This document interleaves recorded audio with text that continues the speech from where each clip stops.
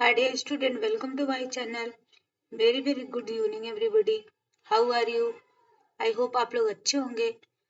जैसे कि देख रहे हैं स्क्रीन पे क्वेश्चन लगा हुआ है। क्वेश्चन हमारे आज के मिसलेनियस क्वेश्चन है। मिसलेनियस क्वेश्चन मतलब जितनी भी आपकी यूनिट है सारे यूनिट से क्वेश्चन है। ठीक है, तो चलिए हम क्लास को क्या करते हैं, स्टार्ट करते हैं। क्वेश्चन नंबर फर्स्ट आपका देख रही है, शरीर में श्वेत सार की अधिकता होने पर ग्लूकोज त्वचा के नीचे किस रूप में जमा हो जाता है। श्वेत सार मतलब आप कार्बोहाइड्रेट, ठीक है। श्वेत सार की मतलब आपकी जो शर्करा है उसकी अगर अधिकता हो जाती है, जो हमारा ग्लूकोज होता है वो हमारे जो त्वचा होती है, स्किन होती है, उसके नीचे किस रूप में आपका जमा हो जाता है। वसी ऊतक के रूप में, संयोजी ऊतक के रूप में, या श्लेष्मिक ऊतक के रूप में। ठीक है, तो इसका जो करेक्ट ऑप्शन होगा option number A is the correct option. Option number A is the correct option. इसका जो ऑप्शन करेक्ट होगा वो क्या होगा, option number A is the correct option इसका होगा। क्वेश्चन नंबर सेकेंड, बात अगर हम करते हैं कि संयोजी ऊतक क्या होता है, तो संयोजी ऊतक जो होता है वह हमारे शरीर में क्या कार्य करता है, तो वह हमारे शरीर में जो है वो जोड़ने के, अंगों को जोड़ने का कार्य करता है। मतलब एक अंग को दूसरे अंग से जोड़ने का कार्य करता है। Next question, question number second. Question number second, शरीर के ऊतकों में तरल जमा हो जाने को क्या कहते हैं। जब हमारे शरीर के ऊतक में तरल पदार्थ जमा हो जाते हैं तो उसे हम किस नाम से जानते हैं।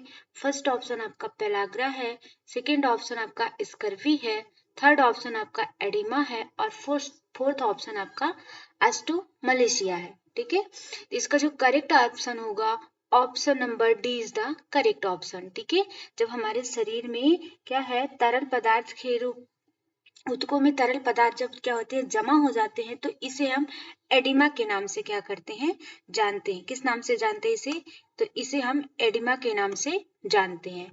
ठीक है, बात अगर हम करते हैं पेलाग्रा की, तो पेलाग्रा जो होता है यह रोग हमारे किसकी कमी से होता है, तो यह जो होता है यह हमारे शरीर में नियासिन की जब क्या हो जाती है, कमी हो जाती है, तब आपका यह रोग होता है। दैट मीन्स नियासिन की कमी से हमारे शरीर में कौन सा रोग होता है, आपका पेलाग्रा नामक रोग होता है। और विटामिन सी, स्कर्वी की बात करें तो स्कर्वी जो है वो विटामिन सी की कमी से होने वाला रोग है।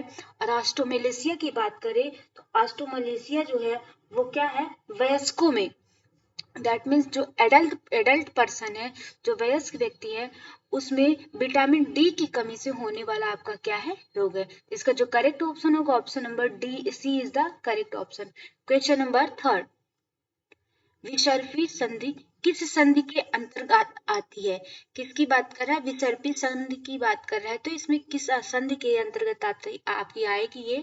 फर्स्ट ऑप्शन है आपका अचल संधि, सेकेंड ऑप्शन आपका उपास्थियां, थर्ड ऑप्शन आपका हड्डी, और फोर्थ ऑप्शन आपका क्या है, पूर्ण संधि। ठीक है, तो यह जो है विसर्पी संधि हमारी किसके अंतर्गत आती है, तो विसर्पी संधि जो होती है वह हमारी पूर्ण संधि के अंतर्गत आती है। इसे हम पूर्ण संधि के नाम से क्या करते हैं, जानते हैं। ठीक है, बात अगर हम करते हैं अचल संधि की, तो अचल संधि जो है ये हमारे सिर में पाई जाती है। और उपास्थियों की बात करते हैं तो उपास्थि जो है ये क्या है, हमारी अस्थि मज्जा में कांड्रोसाइट कोशिकाओं के बने होते हैं। जो हमारी उपास्थियां होती हैं, हमारे जो बोन मैरो होती है उसमें कांड्रोसाइट्स कोशिकाएं होती हैं, उससे ये क्या होती हैं, आपकी उपास्थियां बनी होती हैं। और आप जानते हैं कि ह्यूमन में, मतलब दैट मीन्स एक अडल्ट व्यक्ति में हड्डियों की संख्या 206 होती है। इसका जो करेक्ट ऑप्शन होगा option number D is the correct option. Question number 4, पीछे मलाशय तथा सामने मूत्राशय के मध्य स्थित होता है। दैट मीन्स मलाशय और मूत्राशय दोनों के बीच में कौन सा ऐसा पार्ट इसमें आपका स्थित होता है। फर्स्ट ऑप्शन आपका कैलिक्स है, सेकेंड ऑप्शन आपका वृक्क है, थर्ड ऑप्शन आपका गर्भाशय है, और फोर्थ ऑप्शन आपका अपरा है। ठीक है, इसका जो करेक्ट ऑप्शन होगा option number C is the correct option. गर्भाशय जो है हमारा, ये क्या होता है, इस ये हमारा मलाशय और मूत्राशय दोनों के मध्य में स्थित होता है। और इसी गर्भाशय में ही एक शिशु का क्या होता है, निर्माण होता है। दैट मीन्स उसका जितनी भी प्रोसेस होती है 9th मंथ तक, वो 9th मंथ की जो उसकी प्रक्रिया होती है, गर्भ में शिशु आने के बाद यहीं पर वो क्या होता है, रहता है। बात अगर हम करते हैं तो क्या है आपका, जो आपका वृक्क होता है, तो वृक्क जो है ये क्या करता है, मतलब जो हमारा यूरिन होता है, यूरिन मीन्स मूत्र, ठीक है, मूत्र के रक्त शोधन का कार्य करता है। अगर हम बात करते हैं वृक्क की, तो वृक्क जो है वो हमारे शरीर में जो हमारा यूरिन है उसको प्यूरिफाई करने का कार्य करता है, उसको शुद्ध करने का कार्य करता है। और नेक्स्ट बात आती है आपकी अपरा की। तो अपरा जो है यह क्या है, गर्भाशय में आपका, गर्भाशय का ही ये भाग होता है, और ये क्या होता है, अस्थाई भाग होता है, ठीक है, अस्थाई। और इसी से शिशु को क्या होता है, पोषण प्राप्त होता है। जो हमारा अपरा होता है यह गर्भाशय में अस्थाई प्राप्त मतलब भाग होता है। जब शिशु क्या होता है, जैसे ही आपका ओवम और स्पर्म दोनों क्या करते हैं, फर्टिलाइज करते हैं। फर्टिलाइज करने के बाद जब इनका फर्टिलाइजेशन प्रोसेस पूरा हो जाता है, जब इनकी निषेचन की प्रक्रिया पूरी हो जाती है, उसके बाद जब एक शिशु, एक न्यू सेल का निर्माण होता है, जिसे हम जाइगोट्स के नाम से जानते हैं, वह जाइगोट जब बन जाता है तो शिशु को पोषण की आवश्यकता होती है। तो उसी अपरा के माध्यम से, जिसे हम प्लेसेंटा के नाम से जानते हैं, इसी के माध्यम से शिशु को क्या होता है, पोषण प्राप्त होता है। बट इसका जो करेक्ट ऑप्शन होगा, ऑप्शन नंबर सी करेक्ट होगा। आपका गर्भाशय जो होता है, इसका आंसर सही होगा। क्वेश्चन नंबर 5, ब्रूनर्स ग्रंथ पाचन संस्थान के किस भाग में स्थित होती है? किसकी बात कर रहा है, ब्रूनर्स ग्रंथ की बात कर रहा है। तो ब्रूनर्स ग्रंथ जो है वो पाचन संस्थान के किस भाग में स्थित होती है? आमाशय में, अग्नाशय में, यकृत में या पक्वाशय में? ठीक है, तो ब्रूनर्स ग्रंथि जो होती है वो हमारे आमाशय में स्थित होती है। इसका जो करेक्ट ऑप्शन होगा, option number A is the correct option. किसमें स्थित होती है, आपकी आमाशय में स्थित होती है, ठीक है।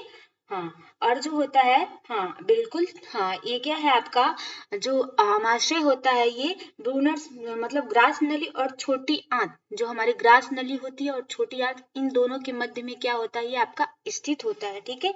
बात अगर हम अग्नाशय की करते हैं, तो अग्नाशय से हमारा हार्मोन्स और एंजाइम्स, दैट मीन्स हार्मोन्स और एंजाइम दोनों का सिक्रीशन होता है, दोनों का श्रावण होता है, ठीक है। और यकृत क्या करता है, तो यकृत जो होता है ये हमारे क्या करता है, यकृत जो होता है, यकृत मतलब दैट मीन्स लीवर, यकृत में हमारे क्या होता है, जो भोजन होता है उसका पाचन होता है। और पक्वाशय जो होता है यह क्या करता है, प्रोटीन संश्लेषण का कार्य करता है और कुछ जैव रासायनिक पदार्थ को क्या करता है, बनाता है, ठीक है। जो हमारा पक्वाशय है, यकृत में जो आपके प्रोटीन का संश्लेषण होता है उसमें सहायता प्रदान करता है, और कुछ जैव रासायनिक पदार्थ को निकालने में या जैव रासायनिक पदार्थ को बनाने में भी ये क्या करता है, महत्वपूर्ण भूमिका निभाता है। इसका जो आंसर सही होगा, option number A is the correct option. Question number 6, निम्न में से कौन सा जीवाणु पेप्टिक अल्सर का कारण होता है? किसकी बात कर रहा है, वह कौन सा जीवाणु है जिसके कारण पेप्टिक अल्सर होता है? Staphylococcus aureus, E coli, helicobacter pylori या नन ऑफ दीज? ठीक है, तो हाँ बिल्कुल, इसमें जो आपका करेक्ट आंसर होगा, option number C is the correct option. Helicobacter pylori जो है इसका बिल्कुल करेक्ट आंसर होगा। इसका करेक्ट आंसर आपका क्या होगा, हेलियोबैक्टर पाइलोरी होता है, ठीक है। बात अगर हम पेप्टिक अल्सर की करते हैं, तो पेप्टिक अल्सर जो होता है आमाशय या छोटी आंत के ऊपरी हिस्सों में होता है, ठीक है। यह तब होता है जब भोजन पचाने वाला अम्ल आमाशय या आंत की दीवारों को नुकसान पहुंचाने लगता है, ठीक है। यह जो होता है जब हमारा जो भोजन पचाने वाला जो अम्ल है वह क्या है, हमारी इस आंत की दीवार को क्या करने लगता है, आमाशय या आंत की दीवार को नुकसान पहुंचाने लगता है, तब जाके क्या होता है, पेप्टिक अल्सर हो जाता है। इसका जो करेक्ट ऑप्शन होगा, option number C is the correct option. Question number 7, भ्रूण की मध्यवर्ती परत निम्न में से कौन सी है? इसकी बात करें कि भ्रूण की मध्यवर्ती, दैट मीन्स मिड की, जो आप भ्रूण की 3 लेयर्स आप जानते हैं, एक आपका आंतरिक परत होती है, मध्य परत होती है और बाह्य परत होती है। तो मध्य परत की क्या होती है, बात कर रहा है कि भ्रूण की मध्यवर्ती परत निम्न में से कौन सी होती है? एक्टोडर्म है, मेसोडर्म है, एंडोडर्म है या उपरोक्त सभी है। ठीक है, तो क्वेश्चन नंबर 7 का जो करेक्ट ऑप्शन होगा option number D is the option number B is the correct option. Mesoderm जो है इसका बिल्कुल करेक्ट आंसर होगा। यह भ्रूण की मध्यवर्ती परत होती है। कौन सी मध्यवर्ती परत होती है? ठीक है, और बात अगर हम एक्टोडर्म की करते हैं तो एक्टोडर्म जो होती है यह भ्रूण की बाहरी रोगाणु परत होती है। मतलब यह जो भ्रूण को बाहरी रोगाणु से क्या करती है, सुरक्षा प्रदान करती है। और बात हम एंडोडर्म की करते हैं तो एंडोडर्म जो होती है ये क्या आती है, भ्रूण की आंतरिक परत होती है। मतलब एक्टोडर्म जो होगी वो बाहरी परत होगी, मेसोडर्म जो होगी वो मध्य की परत होगी, और एंडोडर्म जो होगी वो आपकी क्या होगी, सबसे आंतरिक परत होगी। इसका जो करेक्ट ऑप्शन होगा option number B is the correct option. Question number 8, रक्त में किस रसायन का निर्माण होता है जो एलर्जी समस्या को दिखाता है? रक्त में हमारे ऐसे कौन सा केमिकल का आपका फॉर्मेशन होगा, निर्माण होगा, जो हमारे अंदर क्या होता है, एलर्जी की समस्या को दिखाता है? हिपैरिन है, हिस्टामिन है, वैसोफिल्स है या न्यूट्रोफिल्स है? बिल्कुल, तो इसका जो करेक्ट ऑप्शन होगा option number A is the correct option. Question number 8 का जो करेक्ट ऑप्शन होगा A is the correct option. That mean आपका हिपैरिन जो है यह क्या है, हमारे रक्त में किसका करता है, एलर्जी उत्पन्न करने का कार्य करता है। ठीक है, और ये क्या है, हिपैरिन जो है यह हमारे शरीर में थक्का, जैसे हमारा जो ब्लड होता है, ब्लड क्लॉटिंग करने में भी क्या होता है, आपका सहायक होता है। जब तक हिपैरिन जो है आपका निष्क्रिय नहीं हो जाएगा, मतलब हमारे शरीर में अगर हिपैरिन की जरा सी भी प्रॉब्लम होती है तो आपका जो ब्लड क्लॉटिंग की प्रक्रिया है वो अच्छे से नहीं होती है। ठीक है, बात अगर हम करते हैं हिस्टामिन की, तो हिस्टामिन जो होता है ये हमारी आंख, नाक, गले, फेफड़े, त्वचा और क्या करता है, पाचन मार्ग पर कार्य करता है। और ये क्या करता है, एलर्जी उत्पन्न करता है। यह एलर्जी उत्पन्न करने वाला, ये क्या होता है, हिस्टामिन जो है यह एलर्जी उत्पन्न करने वाला पदार्थ होता है। जैसे हमारी आंख हो गई, हमारी त्वचा हो गई, हमारे गला हो गया, हमारा फेफड़ा हो गया, इन सब में ये क्या होता है, आपका उत्पन्न करता है। क्वेश्चन नंबर 8 का जो ऑप्शन सही होगा वो ए सही होगा, हिपैरिन। क्वेश्चन नंबर 9, ग्रंथियों के स्वरूप में अग्नाशय किस ग्रंथि के अंतर्गत आती है? अग्नाशय की बात कर रहा है। ठीक है, ग्रंथियों के स्वरूप में अग्नाशय किस ग्रंथि के अंतर्गत आती है? ए ऑप्शन आपका बहिर्स्रावी ग्रंथि है, बी ऑप्शन आपका अंतःस्रावी ग्रंथि है, सी ऑप्शन आपका मिश्रित ग्रंथि है और डी ऑप्शन आपका इनमें से कोई नहीं। ठीक है, बात अगर हम करते हैं अग्नाशय की, तो अग्नाशय से हमारे दोनों पदार्थों का सिक्रीशन होता है। दैट मीन्स आपका एंजाइम्स का भी सिक्रीशन होता है और हार्मोन्स का भी सिक्रीशन होता है। यहाँ से एंजाइम्स का भी स्रावण होता है और हार्मोन्स का भी क्या होता है, स्रावण होता है। तो इसका जो करेक्ट ऑप्शन होगा यहाँ से आपका क्या है, एंजाइम और हार्मोन्स का दोनों का स्रावण होने के कारण इसे हम मिश्रित ग्रंथि के नाम से जानते हैं, मिक्स ग्लैंड के नाम से हम इसे क्या करते हैं, जानते हैं। क्वेश्चन नंबर 10, मूत्ररोधी हार्मोन कहा जाता है। ऐसा कौन सा हार्मोन है जिसे हम मूत्ररोधी हार्मोन को कहा जाता है और यह कहाँ से निकलता है? ठीक है, मूत्ररोधी हार्मोन कहाँ से निकलता है, अग्रपाली पीयूष ग्रंथि को, या इसका जो मतलब ये हमारे कहाँ पर इसका सिक्रीशन होता है? मूत्ररोधी हार्मोन हम किसे कहते हैं? अग्रपाली पीयूष ग्रंथि को कहते हैं, पीयूष ग्रंथि को कहते हैं, पश्चपाली पीयूष ग्रंथि को कहते हैं या उपरोक्त सभी को कहते हैं। तो क्वेश्चन नंबर 10 का जो करेक्ट ऑप्शन होगा option number C is the correct option. पश्चपाली ग्रंथि को हम क्या है, मूत्ररोधी हार्मोन्स के नाम से क्या करते हैं, जानते हैं। किस ग्रंथि को? तो पीयूष पश्चपाली जो पीयूष ग्रंथि है इसे हम क्या है, मूत्ररोधी हार्मोन्स के नाम से जानते हैं। बात अगर हम करते हैं तो पीयूष ग्रंथि की, तो पीयूष ग्रंथि जो है यह व्यक्ति के शरीर में मस्तिष्क के तल पर हाइपोथैलेमस, जो मस्तिष्क का तल होता है उसी के नीचे आपका हाइपोथैलेमस होता है। हाइपोथैलेमस के निचले भाग में क्या होती है, आपकी स्थित होती है। ठीक है, हाइपोथैलेमस के निचले भाग में स्थित होती है। इसका जो करेक्ट ऑप्शन होगा option number C is the correct option. Question number 11, निम्न में से सीने में पाई जाने वाली ग्रंथि कौन सी है? ऐसी कौन सी ग्रंथि है जो हमारे सीने में पाई जाती है? हाइपोथैलेमस है, थाइमस है, पिनियल है या पैराथायराइड है? सीने में कौन सी ग्रंथि पाई जाती है? ठीक है, तो हमारी जो थाइमस ग्रंथि होती है वह हमारे सीने में पाई जाती है। कहाँ पर पाई जाने वाली ग्रंथि है? तो ये हमारे सीने में पाई जाने वाली ग्रंथि है। बात अगर हम हाइपोथैलेमस की करते हैं तो हाइपोथैलेमस जो है ये हमारे शरीर में भूख हो गया, प्यास हो गया, नींद हो गया, जो हमारे अंदर प्यार उत्पन्न होता है उस प्यार को भी क्या करता है?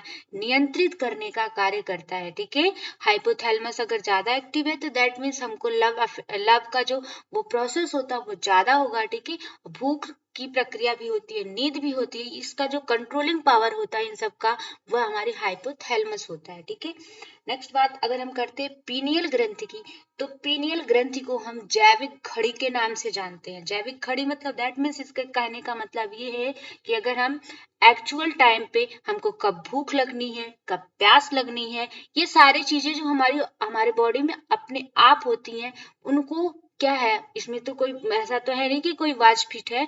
इसी ग्रंथि के कारण हमारे शरीर में हमको टाइम टाइम पे भूख लगती है, टाइम टाइम पे प्यास लगती है।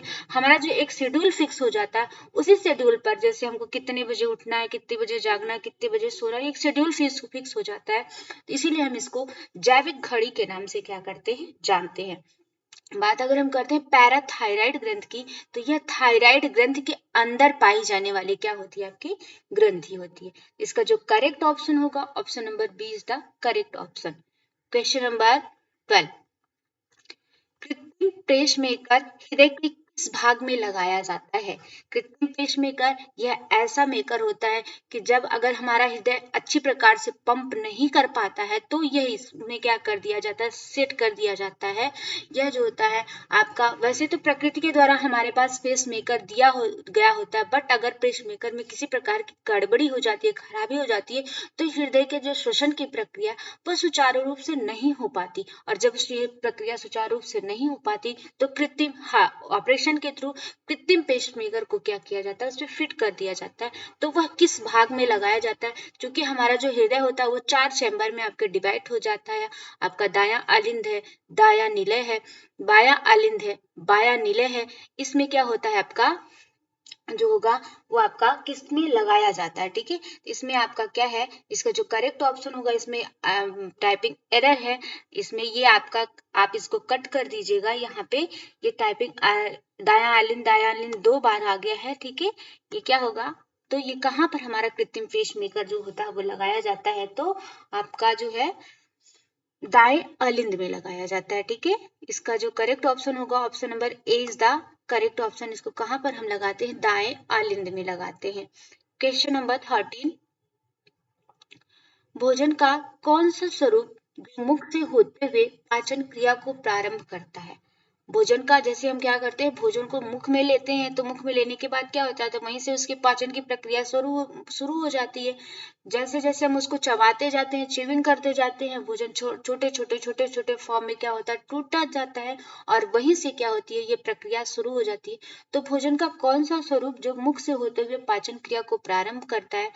ए ऑप्शन आपका बोलस है, बी ऑप्शन आपका काइम है, सी ऑप्शन आपका काइल है, डी ऑप्शन या इनमें से कोई नहीं। क्वेश्चन नंबर 13 का जो करेक्ट ऑप्शन होगा, option number A is the correct option. Bolus जो है ये क्या है? यहीं से हमारे मुख में पाचन की क्रिया जो होती है वो क्या होती है? प्रारंभ होना शुरू हो जाती है। बोलस, हाँ, मुख से ये क्या होता है आपका, यहीं से पाचन की क्रिया क्या हो जाती है? शुरू हो जाती है। ठीक है, बात अगर हम करते हैं तो कायल की बात करते हैं तो कायम जो होता है, तो आमाशय में ये गाढ़े लेई के समान जो स्वरूप संरचना होती है उसे हम किस नाम से जानते हैं? कायम के नाम से जानते हैं। जो हमारे हमारे आशय में लेई की नुमा संरचना बन जाती है, भोजन का लेई के फॉर्म में चेंज हो जाना, यह दैट मीन्स इसे हम क्या बोलते हैं? कायल के नाम से, कायम के नाम से जानते हैं। और कायल की बात करते हैं तो कायल जो होता है ये क्षारीय प्रकृति का हो जाता है। भोजन में क्या हो जाता है? आपका क्षार मिलने के कारण इसकी जो प्रकृति हो जाती है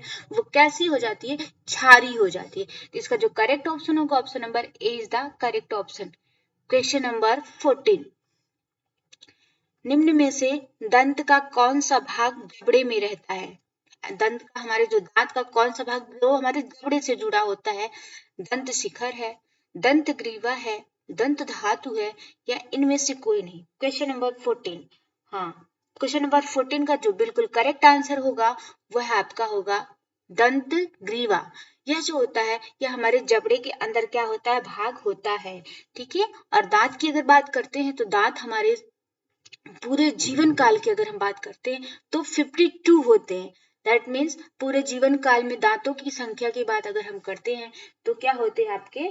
52 होते हैं, जिसमें 20 आपके अस्थाई दांत होते हैं और क्या होते हैं? अस्थाई दांत। अस्थाई दांत जो होते हैं वे 20 होते हैं और ये 2 बार आते हैं और 2 बार आने के कारण इसे हम 2 बार काउंट करते हैं और प्लस आपके जो अस्थाई दांतों की संख्या होती है वो 12 होती है, 12 होती है।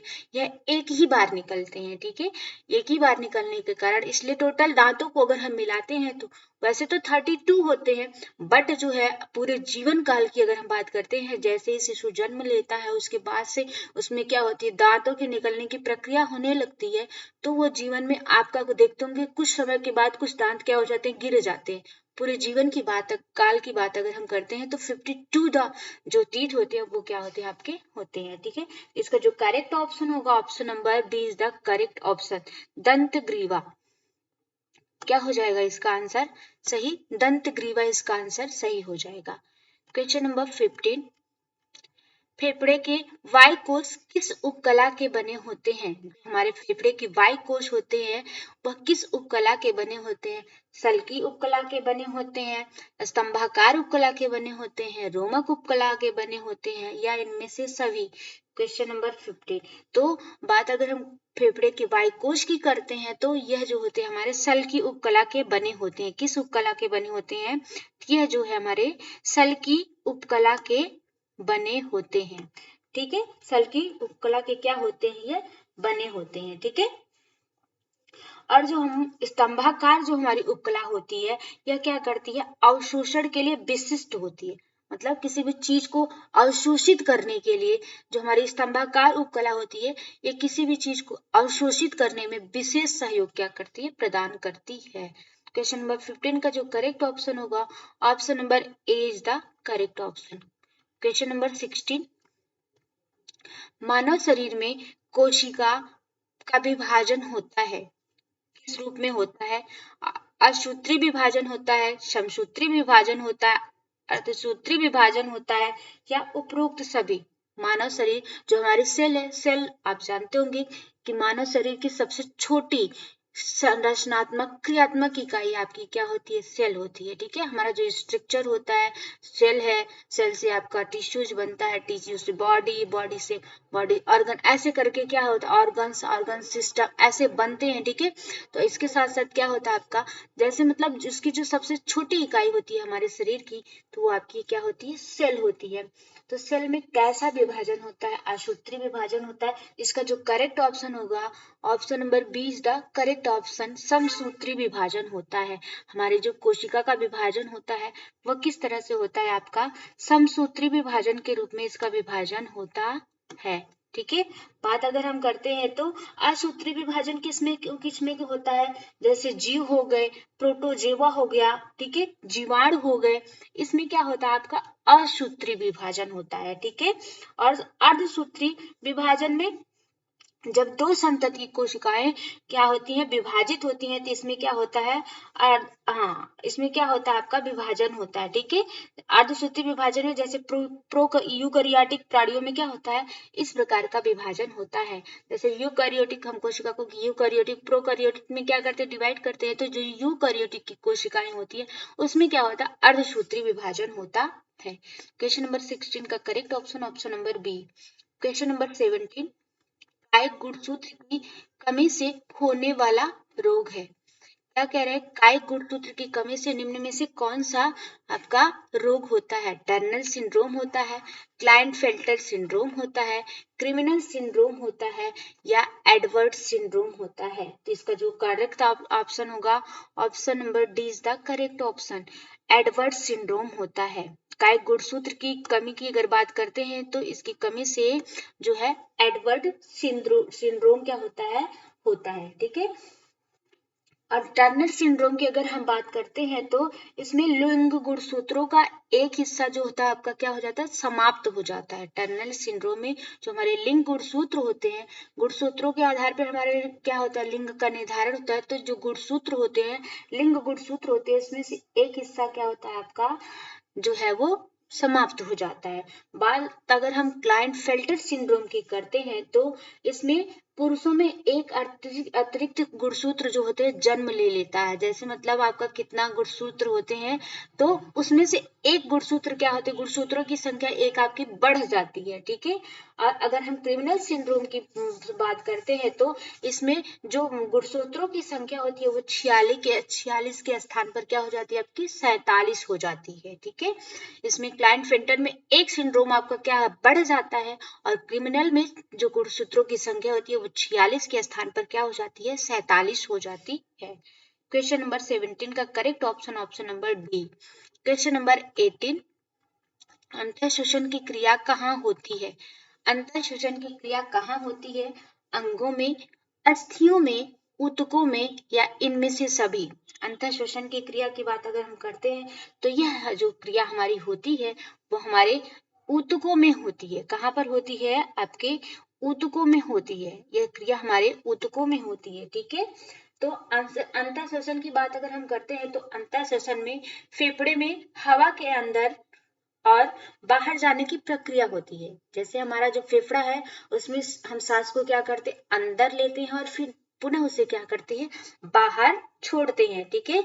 और जिसके माध्यम से क्या है, हमारे अंदर जो ऑक्सीजन है वह ऑक्सीजन क्या हो जाती है, प्रवेश कर जाती है और कार्बन डाइऑक्साइड बाहर निकल जाती है। इसका यही संचय अंतःशोषण का हम क्या करते हैं, यही कि ऑक्सीजन को हम ग्रहण करें और कार्बन डाइऑक्साइड को क्या करें, बाहर रिलीज कर दे। इसका जो करेक्ट ऑप्शन होगा option number C is the correct option.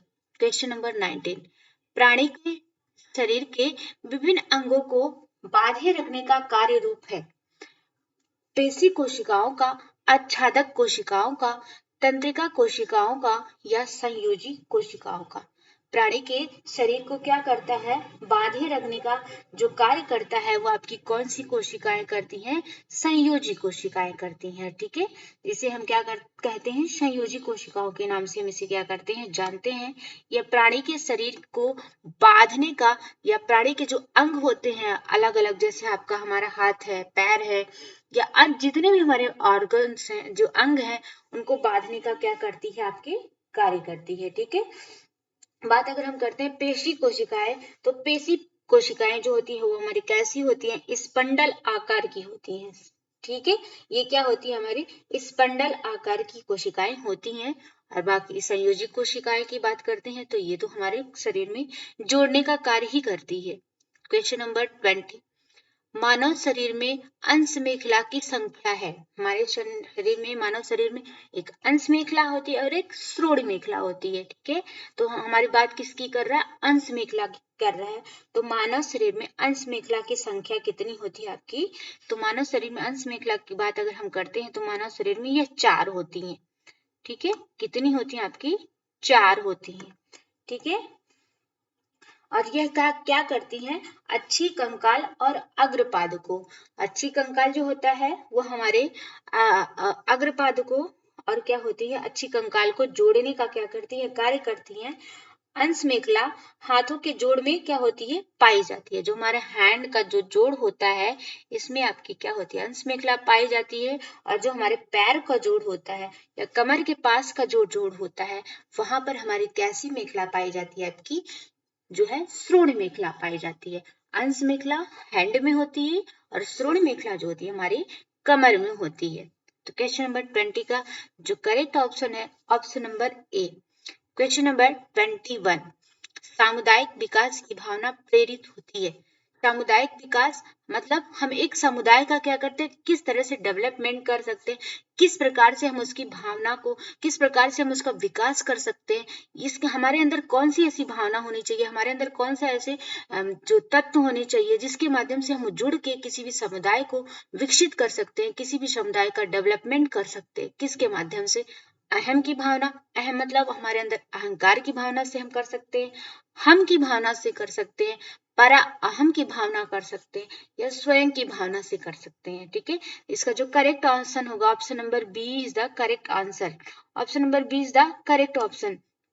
That means इसका कहने का सेंस यही है कि हम की भावना मतलब हम सबको मिलाकर, सारी चीजों को, सारे पहलू को हम क्या करते हैं, जब मिलाते हैं तो मिलाने के बाद हम किसी समुदाय का अच्छी प्रकार से डेवलपमेंट कर सकते हैं। सारे लोग मिलकर उस कार्य को करेंगे, जब उस कार्य को करेंगे तो इसका मतलब है कि उस समाज का, उस समुदाय का अच्छे प्रकार से क्या होगा, आपका निर्माण होगा। तो क्वेश्चन नंबर 21 का जो करेक्ट ऑप्शन होगा मतलब हम की भावना पे क्या करते हैं, कार्य करते हैं, इसका जो आंसर सही होगा वो क्या है, बी सही होगा। ठीक है, ये रहे हमारे आज के 21 क्वेश्चन। नेक्स्ट सेशन में फिर हम आपसे मिलते हैं, तब तक के लिए thank you so much, bye bye, take care.